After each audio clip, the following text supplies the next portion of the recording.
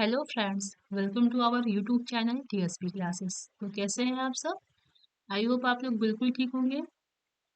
तो चलिए आज की जो क्लास होने वाली है, जैसा कि आप सभी को पता है कि यूपी डीएलएड एग्जाम जो है वो बीटीसी का सेकेंड और फोर्थ सेमेस्टर का एग्जाम होना है आपके दिसंबर में।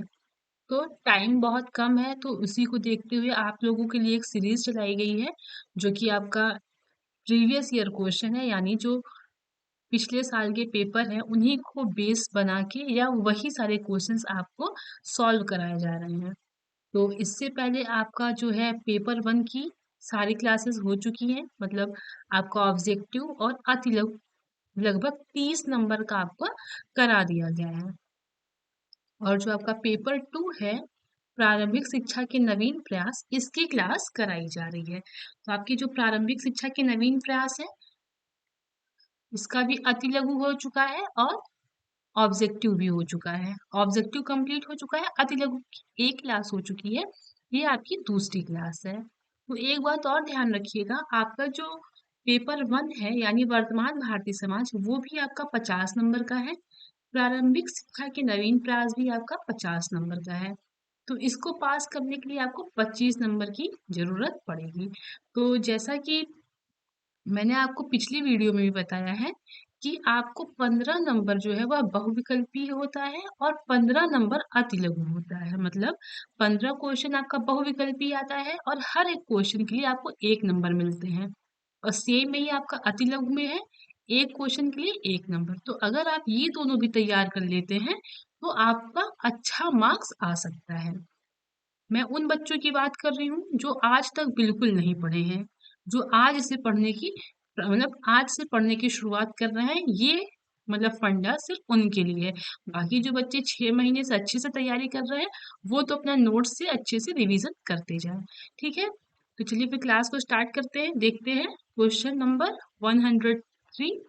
इसकी जो पिछली क्लास है वो मैंने आपको करा दिया है। आप प्लेलिस्ट में जाके चेक करेंगे चैनल पे, तो आपको सारी क्लासेस जो है वो आपको वहां पे मिल जाएंगी। चलिए देखते हैं क्वेश्चन क्या है। शिक्षा अधिकार अधिनियम की कोई दो विशेषताएं लिखिए। आपका जो शिक्षा अधिकार नियम है उसकी दो विशेषता लिखना है। तो सबसे पहली जो है वो है 6 से 14 वर्ष के बालकों के लिए विद्यालय की स्थापना करनी। ठीक है। सेकंड है आपका, बालकों की शारीरिक मानसिक प्रताड़ना न दी जाए, मतलब बच्चों को शारीरिक रूप से और मानसिक रूप से प्रताड़ित न किया जाए। ये आपका शिक्षा अधिकार अधिनियम का जो है ये विशेषता है। अगला क्वेश्चन देखते हैं। बाल शिक्षा अधिकार नियम के अंतर्गत क्या निजी ट्यूशन की छूट प्राप्त है? मतलब कि जो आपका बाल शिक्षा अधिकार नियम है उसके अंतर्गत जो प्राइवेट ट्यूशन लगाए जाते हैं घर पे, क्या उसकी मतलब कि आपको वो छूट है कि नहीं है? मतलब अगर आपके बच्चे स्कूल में पढ़ रहे हैं तो आप उनको अपने घर पे प्राइवेट ट्यूशन देने की छूट है, वो भी किसमें? बाल शिक्षा अधिकार नियम के अंतर्गत। तो ऐसा नहीं है। ठीक है, अगला क्वेश्चन देखते हैं। मैकाले द्वारा अपने विवरण पत्र में कौन सा ध्येय वाक्य लिखा गया है? जो आपके मैकाले हैं, इन्होंने अपने विवरण पत्र में क्या लिखा है देखते हैं। उन्होंने लिखा है, एक अच्छे यूरोपीय पुस्तकालय की एक अलमारी का साहित्य भारत व अरब का संपूर्ण साहित्य के समान है। मतलब कि इन्होंने अपनी मतलब इंग्लिश की जो इंग्लिश है उसको उन्होंने बहुत इम्पोर्टेंस दी है, बहुत महत्व दिया है, बहुत ऊपर रखा है। और जो हमारा साहित्य भारत है उसको उन्होंने तुच्छ समझा है, उसको बहुत मतलब कि तुच्छ श्रेणी में डाल दिया। ऐसा इन्होंने अपने विवरण पत्र में लिखा है। और देखिए इन्होंने क्या तुलना किया है कि इनकी एक जो पुस्तकालय है यानी इनकी जो एक लाइब्रेरी है, उसमें उस बड़े लाइब्रेरी की एक जो छोटी सी अलमारी है उसमें जो पुस्तकें हैं वह किसके बराबर है? साहित्य भारत के व अरब का संपूर्ण साहित्य के समान है। मतलब कि इनकी लाइब्रेरी की अलमारी की जो बुक है वह जो है किसके समान है? साहित्य भारत व अरब का संपूर्ण साहित्य के समान है। मैकाले ने जो है अंग्रेजी शिक्षा को बहुत ही ज्यादा महत्व दिया था और हमारे भारतीय जो साहित्य है इसकी बहुत अपमान भी की थी और इसको बहुत तुच्छ समझा था। ठीक है, आगे देखते हैं। शिक्षा में छनाई या निस्पंदन सिद्धांत से क्या आशय है? तो उसका देखते हैं। कुछ लोगों को शिक्षा देना ताकि वे अन्य जन साधारण को शिक्षित कर सके। मतलब कि इस सिद्धांत के अंतर्गत क्या था कि कुछ लोगों को शिक्षा देना ताकि वो दूसरों को भी क्या हो, साधारण रूप से शिक्षित कर सके। अगला क्वेश्चन देखते हैं क्या है। हंटर कमीशन द्वारा माध्यमिक शिक्षा के क्षेत्र में कौन सी आर्थिक प्रणाली लागू की जो आज भी प्रचलित है? तो ये कौन सी प्रणाली थी आपकी? अनुदान प्रणाली। ठीक है, अगला क्वेश्चन देख लेते हैं।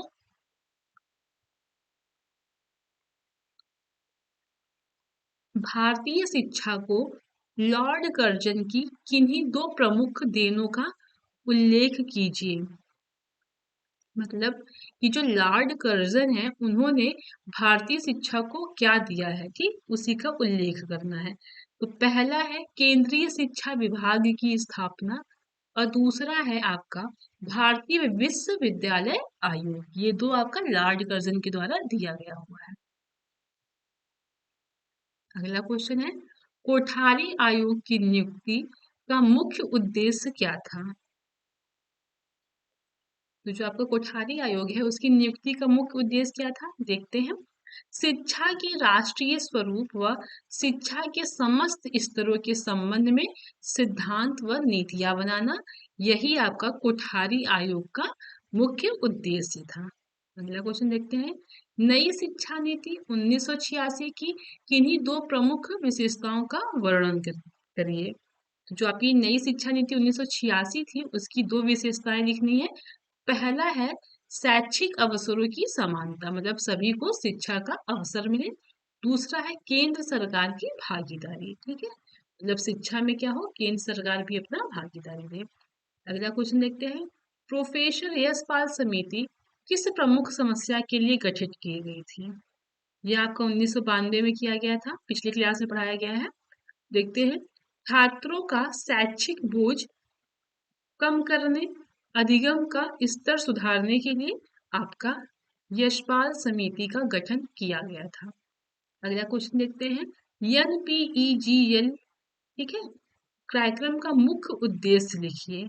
तो इसका मुख्य उद्देश्य आपका क्या है कि शिक्षा से वंचित बालिकाओं का स्तर सुधारना। मतलब कि ऐसी बालिकाएं जो शिक्षा से वंचित हैं उन्हीं को क्या करना है, उनकी शिक्षा को सुधारना है। ठीक है, अगला क्वेश्चन देखते हैं।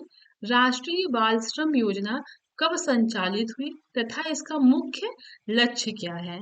तो आपका जो राष्ट्रीय बाल श्रम परियोजना है यह नवी पंचवर्षीय योजना में 1997 2002 में क्या हुआ, ये मतलब कि आपका जो राष्ट्रीय बाल श्रम परियोजना है यह 1997 में संचालित हुई और इसका लक्ष्य क्या था, बाल श्रमिकों का पुनर्वास व बाल श्रम की समस्या दूर करना। मतलब कि ये जो आपका राष्ट्रीय बाल श्रम है इसका मुख्य लक्ष्य था कि जो बच्चे आपके काम करते हैं या फिर वह मतलब कि अपने पढ़ने लिखने की उम्र में या अपने बाल्यावस्था में वह जो है श्रमिकों की तरह काम करते हैं और उनका अधिकार का हनन होता है, उन्हीं सबको दूर करने के लिए यह आपका राष्ट्रीय बाल श्रम परियोजना जो है गठित की गई थी। और कब की गई थी? आपके नवी पंचवर्षीय योजना 1997 में। ठीक है, बढ़ते हैं अगले क्वेश्चन की ओर। देखते हैं। अगला क्वेश्चन है डीपीईपी परियोजना के कार्य लिखिए। तो आपका डीपीईपी परियोजना के कार्य क्या है? इन सब का फुल फॉर्म मैंने सब पिछली क्लास में बताया है, बार बार बताएंगे तो क्लासेस लंबी होंगी, आपका टाइम भी वेस्ट होगा। तो इससे बढ़िया है कि आप पिछली क्लास देखिएगा फिर उसके बाद ये क्लास देखिएगा, आपको सारी चीजें अच्छे से समझ में आ जाएंगी। तो देखते हैं डीपीईपी के मुख्य कार्य क्या है। तो पहला है आपका प्राथमिक शिक्षा का विस्तार और दूसरा है विद्यालय में बच्चों का ठहराव। ठीक है, अगला क्वेश्चन देखते हैं। बनारस संस्कृत कॉलेज कब और किसके द्वारा प्रारंभ किया गया था? तो आपका जो बनारस संस्कृत कॉलेज है वह 1791 में जोनायल डंकन के प्रयासों से आपका बनारस संस्कृत कॉलेज प्रारंभ हुआ था। फिर से देख लेते हैं। 1791 में जोनायल डंकन के प्रयासों से बनारस संस्कृत कॉलेज प्रारंभ हुआ था। ठीक है, अगला क्वेश्चन देखते हैं। राधा कृष्ण आयोग की नियुक्ति कब हुई थी? तो राधा कृष्ण आयोग की नियुक्ति 4 नवंबर 1948 को की गई थी। ठीक है, अगला क्वेश्चन देखते हैं। भारतीय शिक्षा आयोग 1882 को अन्य किस नाम से जाना जाता है? ये सब क्वेश्चन ऑब्जेक्टिव में भी आया हुआ था। देखते हैं, भारतीय शिक्षा आयोग 1882 को हंटर कमीशन के नाम से जाना जाता है। देखिए, ऑब्जेक्टिव जब आता है तो उसमें एक यह इजी रहता है कि अगर आप पढ़े हुए हैं तो 4 ऑप्शन देके आपको आंसर देना इजी हो जाता है, लेकिन अगर यही क्वेश्चन के रूप में आता है तो आपको लिखना होता है बिना किसी ऑप्शन के, तो यह यहाँ पे प्रैक्टिस की जरूरत ज्यादा रहेगी, यहाँ रिवीजन की जरूरत ज्यादा रहेगी। ठीक, फिर से देखते हैं क्वेश्चन को। भारतीय शिक्षा आयोग 1882 को अन्य किस नाम से जाना जाता है? तो आपका जो भारतीय शिक्षा आयोग है 1882, इसको हंटर कमीशन के नाम से भी जाना जाता है। ठीक है, अगला क्वेश्चन देखते हैं। लॉर्ड कर्जन कब भारत आए थे? तो लॉर्ड कर्जन जनवरी 1889 ईस्वी में भारत के गवर्नर जनरल होकर भारत आए थे। ठीक है, कब आए थे आपके 1889 ईस्वी में। अगला क्वेश्चन देखते हैं। भारतीय विश्वविद्यालय आयोग की नियुक्ति कब हुई थी? तो आपका जो भारतीय विश्वविद्यालय है इसकी नियुक्ति 1902 में हुई थी, सन 1902 में हुई थी। अगला क्वेश्चन देखते हैं। भारतीय विश्वविद्यालय अधिनियम कब पारित हुआ था? तो सन 1904 ईस्वी में करजन की सरकार ने भारतीयों की परवाह न करते हुए भी क्या किया? भारतीय विश्वविद्यालय अधिनियम पारित कर दिया था। ठीक है, 1902 में आपका भारतीय विश्वविद्यालय आयोग की नियुक्ति हुई। उसके बाद 1904 में जो है क्या हुआ कि आपका यह अधिनियम पारित कर दिया गया था। ठीक है, अगला क्वेश्चन देखते हैं। ईस्ट इंडिया के आज्ञा पत्र का पुनरावर्तन किसके द्वारा किया जाता था? तो आपका जो ईस्ट इंडिया कंपनी है उसका जो पुनरावर्तन है वह किसके द्वारा किया जाता था? क्वेश्चन में ये पूछ रहा है, तो देखते हैं इसका आंसर। कंपनी के आज्ञा पत्र का 20 वर्ष के पश्चात ब्रिटिश पार्लियामेंट द्वारा पुनरावर्तन किया जाता था। मतलब कि जब कंपनी का जो आज्ञा पत्र होता था, जब 20 वर्ष बीत जाता था उसके बाद जो ब्रिटिश पार्लियामेंट था उसके द्वारा क्या किया जाता था? पुनरावर्तन किया जाता था। ठीक है, अब अगला क्वेश्चन देखते हैं क्या है। मैकाले शिक्षा द्वारा भारत में किस प्रकार का वर्ग तैयार करना चाहता था? जो मैकाले है वह भारत में किस प्रकार का वर्ग जो है वह तैयार करना चाहता था, किस? ठीक है, यह क्वेश्चन है आपका, क्वेश्चन फिर से देख लीजिएगा। जो मैकाले है वह शिक्षा द्वारा भारत में किस प्रकार का वर्ग तैयार करना चाहता था? तो चलिए देखते हैं।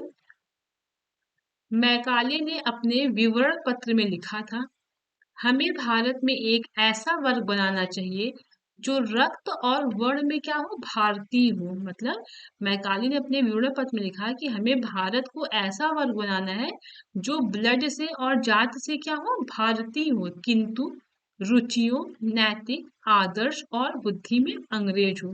कहने का मतलब है कि वह जो है रक्त से, मतलब वह कहाँ के हो? भारत के हो, और जात में भारत के हो, लेकिन उनकी जो रुचि है, नैतिक है, आदर्श है, बुद्धि है, वह कैसी हो?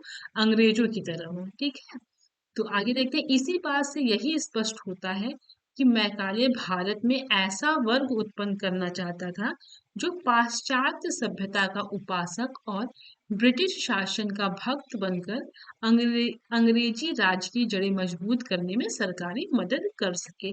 मतलब मैकाले जो है वह क्या चाहता था कि भारत के जो लोग हैं उनको शिक्षा के द्वारा मतलब ब्रिटिश मतलब पाश्चात्य सभ्यता की ओर झुकाना चाहता था। वह सोचता था कि जो भारत का साहित्य है उसमें जो आपके भारत के लोग हैं इंटरेस्ट ना लेके हमारे जो है पाश्चात्य सभ्यता की तरफ झुके, यही उसका मेन उद्देश्य था। ठीक है, अगला क्वेश्चन देखते हैं। वुड के आदेश पत्र में शिक्षा का माध्यम क्या निर्धारित किया गया था? तो आपका जो वुड के आदेश पत्र थे उसमें शिक्षा का माध्यम जो निर्धारित किया गया था वह था आपका अंग्रेजी और भारतीय भाषा। वुड ने दोनों भाषाओं को रखा था, आपका अंग्रेजी भी रखा था और भारतीय भाषा भी रखा था। ठीक है, अगला क्वेश्चन देखते हैं। यशपाल समिति की अध्यक्षता में गठित समिति का उद्देश्य क्या था? तो अधिगम की गुणवत्ता में सुधार करते हुए सभी स्तरों के स्कूली छात्रों, विशेषकर छोटे बच्चों पर पढ़ाई के बोझ को कम करने के उपाय के बारे में सलाह दिया था।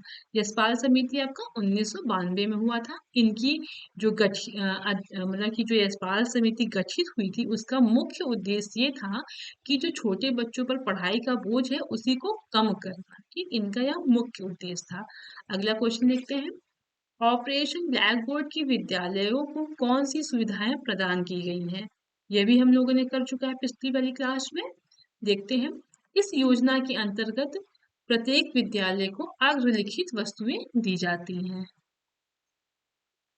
देखिएगा, शिक्षक उपकरण दिए जाते हैं। ठीक है, कक्षा शिक्षण सामग्री दी जाती है जैसे मानचित्र, ग्लोब चार्ट, खेल सामग्री व खिलौने दिए जाते हैं, विज्ञान किट दिए जाते हैं, लघु यंत्र किट यानी पेचकस प्लास। अगला है श्रव्य उपकरण दिए जाते हैं यानी रेडियो हो गया। अगला है पुस्तकालय हेतु पुस्तकें, विद्यालय घंटी, संगीत उपकरण यानी ढोलक, तबला, हारमोनियम, शिक्षक के पास आकस्मिक खर्च हेतु धन, कक्षा कक्ष, शौचालय, चटाई, कुर्सी शिक्षकों के लिए व ब्लैक बोर्ड। मतलब एक नए स्कूल को चलाने के लिए जितनी सामग्रियों की जरूरत होती है उतना जो है आपका ऑपरेशन ब्लैक बोर्ड उनको जो है मतलब कि प्रदान करता था। ठीक है, अगला क्वेश्चन देखते हैं आप। बेसिक शिक्षा परियोजना के उद्देश्य बताइए।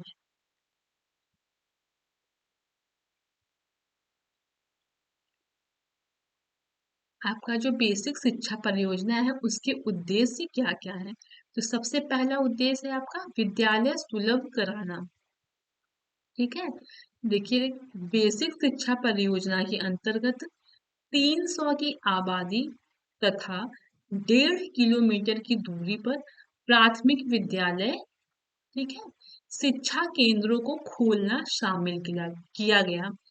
आपका जो बेसिक शिक्षा परियोजना है उसका मुख्य उद्देश्य है विद्यालय सुलभ कराना। मतलब कि इस परियोजना के अंतर्गत जहाँ पे जिस गांव की या जिस सिटी की पॉपुलेशन 300 है, ठीक है, और 1.5 किलोमीटर की दूरी पर अगर वहां पे कोई भी स्कूल नहीं है तो वहां पे क्या होना चाहिए, उनको शिक्षा के केंद्र खोलना चाहिए। ठीक है, अगला देखते हैं हम। सेकंड है आपका नामांकन। वर्ष 2000 तक 6 से 11, मतलब कि 6 से 11 वर्ष के जो बच्चे होंगे उनका, चाहे वो बालक हो चाहे वो बालिकाएं हो, उनका विद्यालयों में क्या कराना है, नामांकन कराना है या ना एडमिशन कराना है। ठीक है, अगला देखते हैं हम उपलब्धि प्राप्त करना। वर्ष 2000 तक विद्यालयों में नामांकित बच्चों में न्यूनतम अधिगम स्तर की दक्षताएं भी विकसित कराना। ये किसका कार्य है सब? बेसिक शिक्षा परियोजना का। अगला देखते हैं सतत शिक्षा। ठीक है, सतत शिक्षा मतलब लगभग 5,000 की ग्रामीण क्षेत्र की आबादी पर सतत शिक्षा की सुविधा प्रदान करना। यह जो है आपका चारों ये बेसिक परियोजना का उद्देश्य है। ठीक है, अगला क्वेश्चन देखते हैं। प्रथम चरण में डीपीईपी देश के किन राज्यों में लागू की गई? आपका जो डीपीईपी है, मतलब जो आपका डीपीईपी है वह देश के कितने राज्यों में लागू किया गया? वह भी कब? प्रथम चरण में पूछा है, प्रथम चरण में। ठीक है, तो 7 राज्यों में लागू किया गया था और टोटल 42 जनपद में। ठीक है, 7 राज्यों के 42 जनपद में प्रथम चरण में किया गया था। अब वह देख लेते हैं कि वह 7 राज्य कौन कौन से हैं। मध्य प्रदेश है, असम है, हरियाणा, महाराष्ट्र, कर्नाटक, तमिलनाडु एवं केरल। ये 7 राज्य हैं जो डीपीईपी के तहत प्रथम चरण में जो है इतने राज्य वो लागू किए गए थे। ठीक है, अगला क्वेश्चन देखते हैं। ड्रॉप आउट के संदर्भ में डीपीईपी का क्या उद्देश्य था? तो ड्रॉप आउट की दर को 10% तक कम करना तथा धारण क्षमता को 90% तक बढ़ाना, यही आपका डीपीईपी का उद्देश्य था। मतलब कि ड्रॉप आउट क्या होता है कि जो बच्चे मतलब शिक्षा से दूर हो जाते हैं, ठीक है, किसी भी कारणवश, तो वही आपका ड्रॉप आउट होता है। मतलब जो बच्चे पढ़ाई को छोड़ देते हैं, ये तो आप यही आपका ड्रॉप आउट कहलाता है। अगला क्वेश्चन देखते हैं। ईसीसीई शब्द संक्षेप का अंग्रेजी में पूरा नाम लिखिए। ये भी ऑब्जेक्टिव में आया हुआ है। तो ईसीसीई का फुल फॉर्म है early childhood care and education. ठीक है, अगला क्वेश्चन देखते हैं।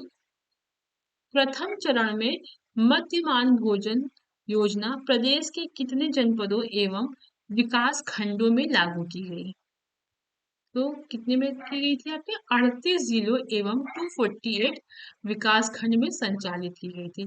छोटे छोटे क्वेश्चन है लेकिन फिर भी आपके एग्जाम में आए हुए हैं। ठीक है, कितने में? 38 जिले और 248 विकास खंडों में संचालित किए गए हैं। अगला क्वेश्चन देखते हैं। एनसीईआरटी के प्रमुख कार्य बताइए।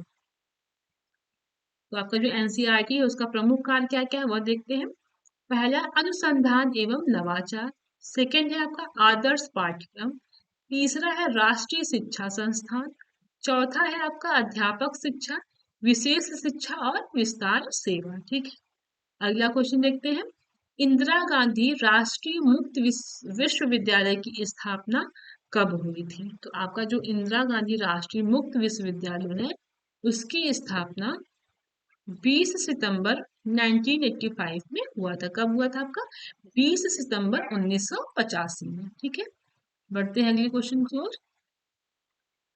प्राथमिक शिक्षा के संदर्भ में अपव्यय एवं अवरोधन का अर्थ स्पष्ट कीजिए। ये भी क्वेश्चन आया हुआ है आपके ऑब्जेक्टिव में। देखते हैं क्या है अपव्यय और अवरोधन।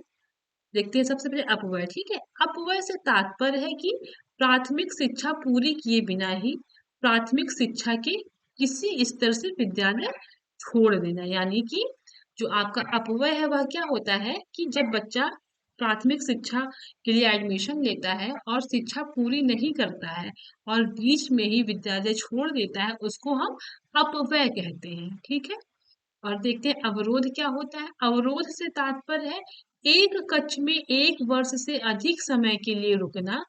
ठीक है, ये क्या कहलाता है? अवरोध। मतलब कोई बच्चा अगर किसी क्लास में एडमिशन लिया है और वह पास नहीं हो पा रहा है और बार बार उसी क्लास में पढ़ रहा है, तो यह क्या हो जाता है? अवरोध कहलाता है। ठीक है, भारत में एक बड़ी मात्रा में छोटे छोटे अबोध बालक एक ही कक्षा में एक से अधिक वर्ष के लिए रुक जाते हैं। भारत में क्या? ये तो कहीं भी हो सकता है, ये तो गलत है भाई। किसी भी देश में कोई भी बच्चा अगर मंद बुद्धि का है तो वो जाहिर सी बात है किसी कक्षा को पास नहीं कर पाएगा। चलिए आगे देखते हैं। पी मोस्ट कार्यक्रम का पूरा नाम लिखिए। ठीक है, ये इस तरीके से भी लिख के आता है, पी मोस्ट। ठीक, तो इसका फुल फॉर्म पूछा है। इसका पहले इंग्लिश देख लेते हैं उसके बाद हिंदी देखते हैं। पी फॉर आपका है प्रोग्राम, एम फॉर है mass orientation of school teachers. ठीक है, programme of mass orientation for school teacher. ठीक है, इसका हिंदी देखते हैं। सेवारत अध्यापकों का विस्तृत अभिविन्यास कार्यक्रम। ये आपका है पी मोस्ट का फुल फॉर्म।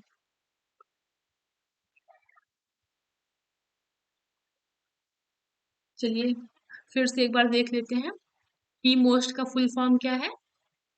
हिंदी में इसको कहते हैं सेवारत अध्यापकों का विस्तृत अभिविन्यास कार्यक्रम, programme of mass orientation for school teachers. ठीक है, अगला क्वेश्चन देखते हैं।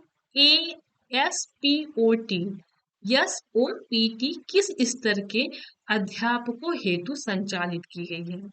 तो आपका जो यस ओ पी टी है यह कार्यक्रम जो है शुरू किया गया है आपका 1993 में। और किसके लिए किया गया है? सेवारत शिक्षकों के प्रशिक्षण के लिए एनसीईआरटी को इसकी उत्तरदायित्व सौंपा गया है। मतलब जो शिक्षक आपके कार्य पे हैं या जो पढ़ा रहे हैं उनका जो प्रशिक्षण होता है वही जो है क्या संचालित करने के लिए एनसीईआरटी को यह उत्तरदायित्व सौंपा गया है। ठीक है, अगला क्वेश्चन देख लेते हैं। उत्तर प्रदेश बेसिक शिक्षा परियोजना मूलतः किन किन कार्यों से संबंधित है? आपका जो उत्तर प्रदेश बेसिक शिक्षा है यह किन किन कार्यों से संबंधित है? तो पहला तो देखते हैं, इसके अंतर्गत आपके राज्य, जनपद तथा स्थानीय स्तर पर विभिन्न इकाइयों के माध्यम से पूरे राज्य के 6 से 14 वर्ष के 100% बच्चों का नामांकन करना तथा विद्यालयी सुविधाओं का नियोजन एवं प्रबंध करना शामिल है। अभी हम लोगों ने ये क्वेश्चन किया हुआ था। आपका जो उत्तर प्रदेश बेसिक शिक्षा परियोजना है, इसका मुख्य कार्य है कि वह राज्य स्तर पर, जनपद स्तर पर, ग्रामीण स्तर पर जो है जितने भी बच्चे हैं जो 6 से 14 वर्ष के हैं, उनका स्कूल में नामांकन कराना तथा उनको निःशुल्क एवं अनिवार्य शिक्षा देना है। और क्या है कि विद्यालय की जो भी सुविधाएं हैं या जो भी आवश्यकताएं हैं, उनका प्रबंध क्या करना, शामिल करना है। ठीक है, अगला क्वेश्चन देखते हैं। पूर्व प्राथमिक शिक्षा परियोजना के अंतर्गत शिशुओं के सर्वांगीण विकास हेतु कौन कौन सी योजना चलाई जा रही है? तो इसमें देखते हैं कि मतलब कि कौन कौन सी योजना है। तो शिशुओं को पढ़ना, लिखना और गिनती ही केवल न सिखाकर उनका सर्वांगीण विकास हेतु क्या किया गया है, खेल, कहानी, गीत तथा अन्य रोचक क्रियाओं का आयोजन किया जाता है। ठीक है, अगला क्वेश्चन देखते हैं। सर्व शिक्षा अभियान के सफल क्रियान्वयन हेतु सरकार द्वारा कौन कौन सी योजनाएं चलाई जा रही हैं? तो सबसे पहले देखते हैं, सन 2003 तक प्राथमिक विद्यालयों, शिक्षा गारंटी केंद्र, वैकल्पिक और विद्यालय शिविर में सभी बच्चों का प्रवेश कराना। ठीक है, अगला है 2007 तक सभी बच्चे कक्षा 5 तक की प्राथमिक शिक्षा पूरी कर ले। ठीक है, अगला है 2000 तक सभी बच्चे 2010 तक सभी बच्चे कक्षा 8 तक की शिक्षा पूरी कर लें। ये आपका सर्व शिक्षा अभियान का जो है मुख्य कार्य की वह योजना क्यों चलाई गई, तो वही हम लोग इसको डिस्कस कर रहे हैं। फिर देखते हैं, जीवन के लिए शिक्षा पर बल देते हुए संतोषप्रद गुणात्मक प्रारंभिक शिक्षा पर ध्यान केंद्रित करना। ठीक है, अगला देखते हैं, 2010 तक विद्यालयों में शिक्षार्थियों को सार्वभौमिक नियमित उपस्थिति सुनिश्चित करना। यही सब कारण है जिसके द्वारा आपका सर्व शिक्षा अभियान जो है चलाई गई है। अगला क्वेश्चन देखते हैं, कस्तूरबा गांधी आवासीय बालिका योजना की मॉनिटरिंग का क्या प्रावधान है? आपका जो कस्तूरबा गांधी है, इसका क्या मुख्य प्रावधान है? तो विद्यालय की नियमित मॉनिटरिंग जनपद स्तर पर डायट प्राचार्य की अध्यक्षता में गठित जिला शिक्षा समिति द्वारा की जाती है। फिर से देखते हैं कि आपका जो क्वेश्चन है आपका, कस्तूरबा गांधी आवासीय बालिका जो है, उन विद्यालयों की मॉनिटरिंग का क्या प्रावधान है? यानी आपका जो कस्तूरबा गांधी आवासीय बालिका विद्यालय है, इसकी मॉनिटरिंग किसके द्वारा की जाती है? ठीक है, तो देखते हैं इसका आंसर क्या होता है। विद्यालय की नियमित मॉनिटरिंग जनपद स्तर पर होता है। किस पे? जनपद स्तर पर डायट के जो प्राचार्य होते हैं, उनकी अध्यक्षता में गठित जिला शिक्षा समिति द्वारा की जाती है। अगला क्वेश्चन देखते हैं, भारत में निःशुल्क तथा अनिवार्य शिक्षा की उन्नति के मार्ग में मुख्य कठिनाई क्या है?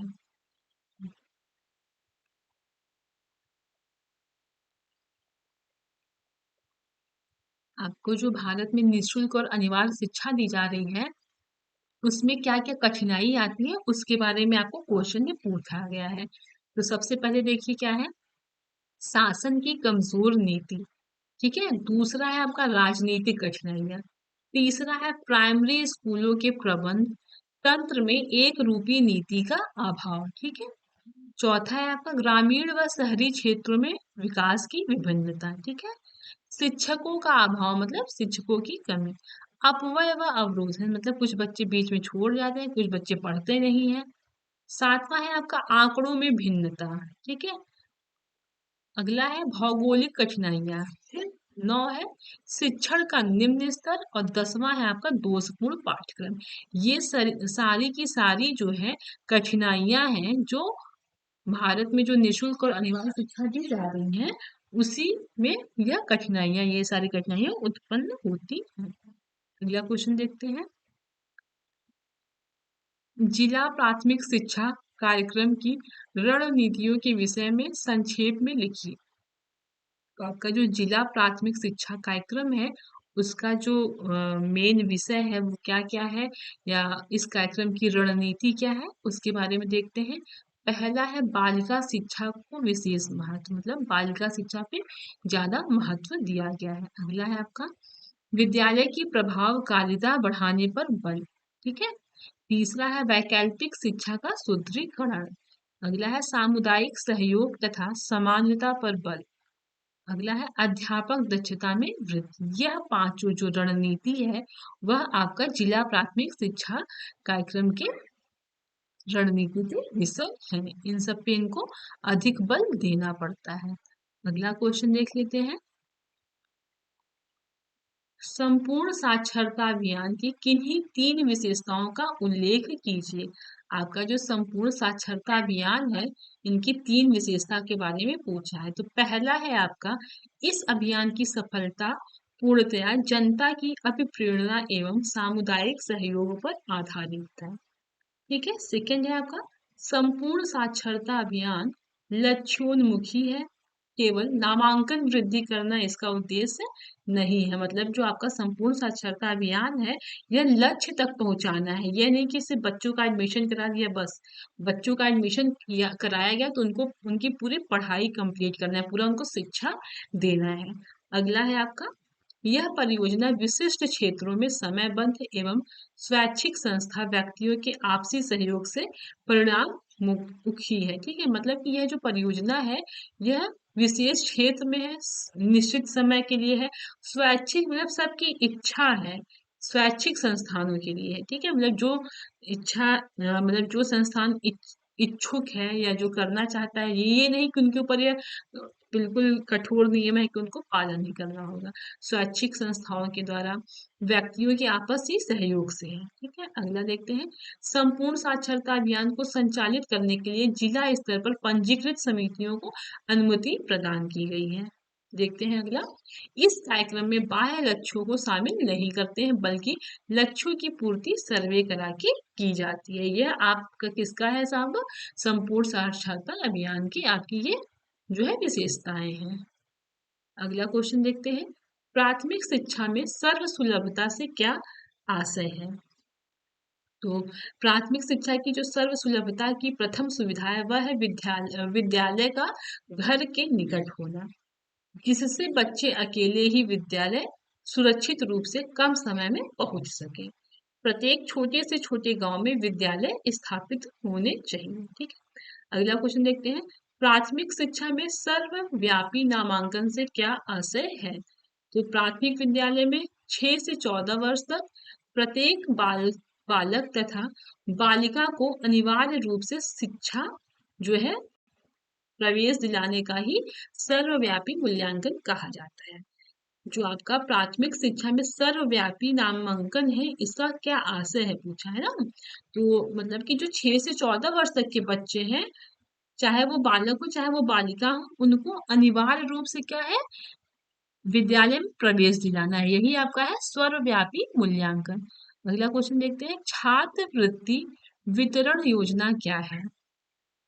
तो प्रदेश सरकार द्वारा कक्षा 1 से 8 तक अध्ययनरत, मतलब जो 1 से 8 तक के बच्चे हैं जो वहां पे पढ़ते हैं, सभी अनुसूचित जाति जनजाति, मतलब कि चाहे वो अनुसूचित जाति के हों चाहे वो जनजाति के हों, छात्र छात्राओं को छात्रवृत्ति प्रदान की जाती है। मतलब उनको पढ़ने के लिए कुछ पैसे प्रदान किए जाते हैं। 1 से 6 तक के छात्रों का देय छात्रवृत्ति हेतु पात्रता की कोई आयु सीमा प्रतिबंधित नहीं है। ठीक है।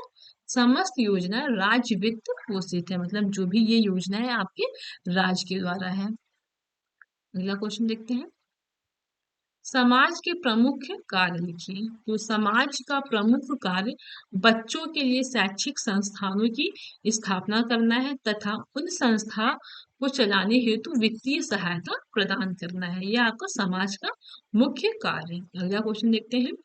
मूल्य का अर्थ लिखिए। तो मूल्य का अर्थ है किसी व्यक्ति या वस्तु का वह गुण जिसके कारण वह महत्वपूर्ण, सम्मानीय तथा उपयोगी हो जाए। यह आपका मूल्य का अर्थ है। ठीक है।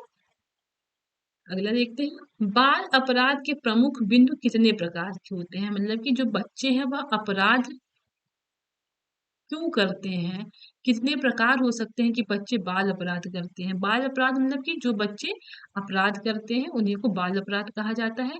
तो देखते हैं वह क्यों करते हैं, किस किस कारण से करते हैं। तो सबसे पहला भूखमरी, उनके पास खाने पीने को नहीं है। गरीबी है तो क्या करते हैं, चोरी करते हैं। अशिक्षित है, उनको उचित वातावरण नहीं मिला है। तो इन सब की वजह से क्या करते हैं कि बाल अपराध बच्चों के द्वारा किया जाता है। ठीक है। अगला क्वेश्चन देखते हैं। बनारस संस्कृत कॉलेज कब तथा किसके द्वारा खोला गया था? तो बनारस संस्कृत कॉलेज सन 1791 में जोना जोनायल है, यहाँ पे वन ही यह है, जोनायल डंकन के प्रयासों से खोला गया था। अगला क्वेश्चन देखते हैं। मैकाले ने अपना विवरण पत्र कब प्रस्तुत किया था? तो मैकाले ने अपना विवरण पत्र 2 फरवरी 1935 में प्रस्तुत किया था। कब किया था? 2 फरवरी 1935 में। अगला क्वेश्चन। वुड घोषणा पत्र के आधार पर कंपनी ने शिक्षा नीति कब घोषित की थी? तो वुड के घोषणा पत्र के आधार पर जो कंपनी ने 19 जुलाई 1854 को अपनी नीति घोषणा जो है वह घोषित की थी। ठीक है, 19 जुलाई 1854 को। अगला क्वेश्चन देखते हैं। बस 10 क्वेश्चन और है, ज्यादा नहीं है। शिक्षा के व्यक्तित्व और सामाजिक उद्देश्यों का समन्वय आवश्यक है क्योंकि शिक्षा व्यक्ति की खुशी और राज्य कल्याण के लिए है। यह कथन किसका है आपका? यह कथन प्लेटो जी का है। अगला क्वेश्चन देखते हैं। प्राथमिक शिक्षा कब प्रारंभ होती है? तो आपका जो प्राथमिक शिक्षा है वह 6 से 12 वर्ष तक का होता है। ठीक है। अगला क्वेश्चन देखते हैं। संविधान के अनुच्छेद 21 अ के भाग 3 के अंतर्गत मूल अधिकार में क्या निहित है? तो 6 से 14 वर्ष के बच्चों को निशुल्क और अनिवार्य शिक्षा का मूल अधिकार है। ये आपके अनुच्छेद 21 में मेंशन है। अगला क्वेश्चन देखते हैं। कलकत्ता मदरसा की स्थापना कब और किसने की थी? तो कलकत्ता मदरसा की स्थापना आपका सन 1781 में प्रथम गवर्नर जनरल वॉरेन हॉस्टिंग्स द्वारा की गई थी। ठीक है। अगला क्वेश्चन देखते हैं। मिशन स्कूलों की 4 विशेषताएं लिखिए। तो देखते हैं पहला विशेषता क्या है। मिशन स्कूलों में अंग्रेजी माध्यम में शिक्षा दी जाती थी। मिशन स्कूलों में ईसाई धर्म की शिक्षा दी जाती थी। मिशन स्कूलों में विद्यालय का समय निश्चित होता था। मिशन स्कूलों में रविवार को विद्यालय में अवकाश रहता था। ठीक है। इसमें दो ये है कि अंग्रेजी माध्यम में दिया जाता था, ईसाई धर्म की शिक्षा दी जाती थी। अगला क्वेश्चन देखते हैं। एसओपीटी का पूरा नाम लिखिए। तो एसओपीटी का फुल फॉर्म है आपका special orientation of primary teacher. ठीक है। चलिए आगे देखते हैं। पी मोस्ट कार्यक्रम का मुख्य उद्देश्य क्या है? तो आपका जो पी मोस्ट है उसका मुख्य कार्य है कि जो सेवारत अध्यापक हैं उनको विस्तृत अभिविन्यास कार्यक्रम जिसका उद्देश्य प्राथमिक शिक्षा को उन्नतिशील बनाना है। मतलब कि उनका विस्तृत अभिविन्यास कार्यक्रम या उनका प्रशिक्षण कराना, यही पी मोस्ट का मुख्य उद्देश्य है ताकि जो आपका प्राथमिक शिक्षा है उसकी और अच्छे से उन्नति हो सके। अगला क्वेश्चन देखते हैं। ऑपरेशन ब्लैक बोर्ड योजना के अंतर्गत प्रत्येक विद्यालयों को दी जाने वाली किन्हीं 4 वस्तुओं के नाम लिखिए।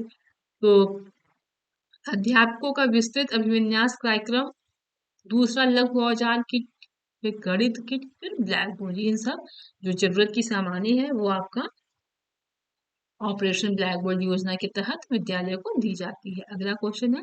राष्ट्रीय बाल श्रम परियोजना का उद्देश्य क्या है? तो खतरनाक और जोखिम वाले जो कार्य हैं तथा प्रक्रियाएं हैं, बाल श्रमिकों को बाहर निकालना ही क्या है आपका राष्ट्रीय बाल श्रम परियोजनाओं का मुख्य उद्देश्य है। यानी जो बच्चे खतरनाक या जोखिम भरे कार्य कर रहे हैं उन्हीं को उन सब से बाहर निकालना ही आपके राष्ट्रीय बाल श्रम परियोजना का मुख्य उद्देश्य है। अगला क्वेश्चन देख लेते हैं। लॉर्ड कर्जन की शैक्षिक नीतियों में शिमला सम्मेलन 1901 बताइए। जो आपका लॉर्ड कर्जन ने सन 1901 में शिमला शिक्षा सम्मेलन का आयोजन शिक्षा सुधार कार्य को व्यावहारिक रूप से प्रदान करने के लिए किया था। मतलब फिर से देख लेते हैं क्वेश्चन को। लॉर्ड कर्जन की शैक्षिक नीतियों में शिमला शिक्षा सम्मेलन 1901 बताइए। तो जो लॉर्ड कर्जन थे उन्होंने सन 1901 में आपका शिमला शिक्षा सम्मेलन का आयोजन किया था। उसमें क्या था कि शिक्षा सुधार यानी शिक्षा सुधार कार्य को व्यवहारिक रूप प्रदान करने के लिए किया था। ठीक है, अगला क्वेश्चन देखते हैं। राष्ट्रीय शिक्षा नीति 1992 में राष्ट्रीय शिक्षा व्यवस्था के विषय में क्या कहा गया। तो राष्ट्रीय शिक्षा नीति 1992 में 10+2+3 की शिक्षा संरचना के बारे में कहा गया था। ठीक है, अगला क्वेश्चन देखते हैं। शिक्षा बिना बोझ के नामक शीर्षक किसकी रिपोर्ट में प्रस्तुत की गई। तो यशपाल समिति जी के। ठीक है, अगला क्वेश्चन देखते हैं। जिला प्राथमिक शिक्षा कार्यक्रम डीपीईपी किस बैंक की वित्तीय सहायता से संचालित किया जाता है। आपका जो डीपीईपी है ये जो कार्यक्रम है यह किस बैंक से जो है वित्तीय सहायता इसको मिलता है। तो आपके जो है विश्व बैंक की सहायता से। ठीक है, किसको, विश्व बैंक की सहायता से। एनसीईएफटी 2009 क्या है। तो देखते हैं एनसीईएफटी का पहले फुल फॉर्म देख लीजिए। National curriculum framework for teacher education 2009।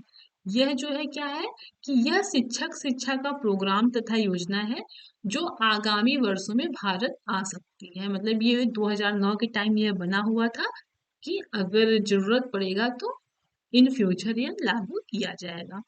अगला क्वेश्चन देखते हैं। एनपीआरसी प्रमुख को क्या कहते हैं। आपका जो एनपीआरसी है उसके प्रमुख को कहते हैं आपके संकुल प्रभारी। ठीक है, अगला क्वेश्चन देखते हैं। ग्राम शिक्षा समिति का अध्यक्ष कौन होता है।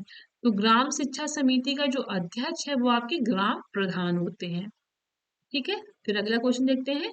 ग्राम शिक्षा समिति का सचिव कौन होता है। तो सचिव आपके प्रधानाध्यापक होते हैं। अगला क्वेश्चन है बीआरसी का पूरा नाम क्या है। तो बीआरसी का पूरा नाम है आपका ब्लॉक संसाधन केंद्र। ठीक है, अगला क्वेश्चन। डायट का पूरा नाम क्या है। तो डायट का पूरा नाम है जिला शिक्षा एवं प्रशिक्षण संस्थान। ठीक है, अगला क्वेश्चन देखते हैं। एनपीआरसी का पूरा नाम क्या है। तो एनपीआरसी का पूरा नाम है आपका न्याय पंचायत संसाधन केंद्र। अगला क्वेश्चन देखते हैं। संशोधित राष्ट्रीय शिक्षा नीति 1992 को किस अन्य नाम से जानते हैं। तो प्रोग्राम ऑफ एक्शन 1992 के नाम से जानते हैं। अगला क्वेश्चन है यशपाल समिति का गठन कब हुआ था। आपका यशपाल समिति का गठन 1992 में हुआ था। अगला क्वेश्चन है शिक्षा बिना बोझ के यह रिपोर्ट यशपाल समिति द्वारा कब प्रस्तुत की गई थी। तो 1993 में गठन हुआ 1992 में और प्रस्तुत की गई आपकी 1993 में। अगला क्वेश्चन और लास्ट है आपका न्यूपा का अध्यक्ष कौन होता है। तो आपका जो न्यूपा है इसका अध्यक्ष जो होते हैं वो होते हैं आईएएस जो होते हैं आपके, वो आपके न्यूपा के अध्यक्ष होते हैं। तो आज जो है हम लोगों ने लगभग 100 क्वेश्चन या 100 से कुछ कम 90 क्वेश्चन किए हैं और टोटल मैंने प्रीवियस ईयर कराए हैं और जो मेन है वही कराया हुआ है। आप मन लगा के पढ़ाई करिए, बार बार रिवीजन करिए, वीडियोस को 1-2 बार देखिए अच्छे से, फिर आप अपनी बुक को या अपनी सीरीज को रिवाइज करिए। 1-2 बार पढ़ लेंगे तो 3-4 बार अगर आप रिवीजन कर लिए तो आपको चीजें अच्छे से क्लियर हो जाएंगी। तो चलिए मिलते हैं अब अगली सीरीज के साथ। आपका जो पेपर 2 का प्रारंभिक शिक्षा था वह कंप्लीट हो चुका है।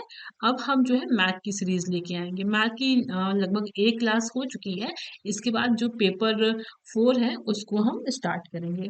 तो चलिए तब तक के लिए बाय। अच्छे से पढ़ाई करिए, रिवीजन करते रहिए। Thank you.